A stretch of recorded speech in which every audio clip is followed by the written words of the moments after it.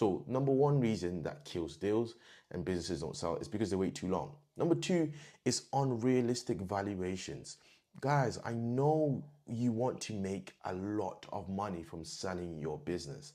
What we've seen is a lot of business owners, they have put a lot of blood, sweat, and tears into the business. A lot of the time, these business owners, you don't even pay a lot of money into your pension. Are you maxing out your pension of putting 60 grand annually into your pension? Because you can do that. A lot of business owners don't because they're investing a lot of their earnings back into the business. And in their heads, they're saying, well, my retirement plan is when I exit this business. I'm going to receive a lump sum of money, which unfortunately, when you ask ChatGPT will give you a very, very optimistic number.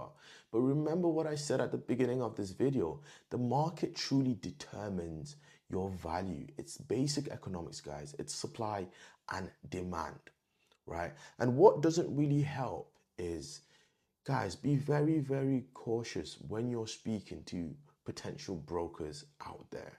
Simply because broker's job is distribution, not transformation.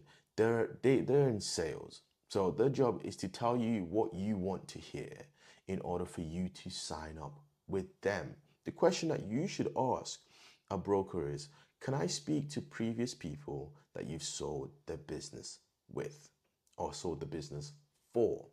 Ask these people, what were the numbers that they initially told you and what was the numbers that they ended up with?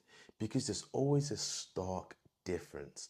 We see a lot of business owners, they've been told by a brokerage firm, hey, your business is worth $1 million. And realistically, these businesses are not worth more than $500,000. When you hear a number, a lot of business owners, they stick to that number because it's tied to emotion, it's tied to blood, sweat, and tears, it's tied to effort. But the market doesn't pay for effort, unfortunately, guys. The market pays for sustainability, reliability, and what is proven.